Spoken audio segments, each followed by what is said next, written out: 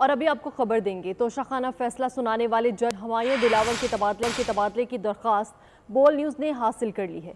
18 अगस्त को लिखी गई दरख्वास्त में जज हुमायूं दिलावर ने अपने खिलाफ सोशल मीडिया मुहिम, बरतानिया में हमले और बच्चों को पेश आने वाली मुश्किलात का जिक्र किया है।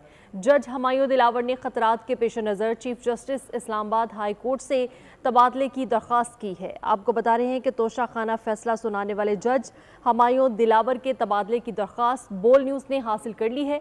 18 अगस्त को लिखी गई दरख्वास्त में जज हुमायूं दिलावर ने अपने खिलाफ सोशल मीडिया मुहिम, बरतानिया में हमले और बच्चों को पेश आने वाली मुश्किलात का जिक्र किया है।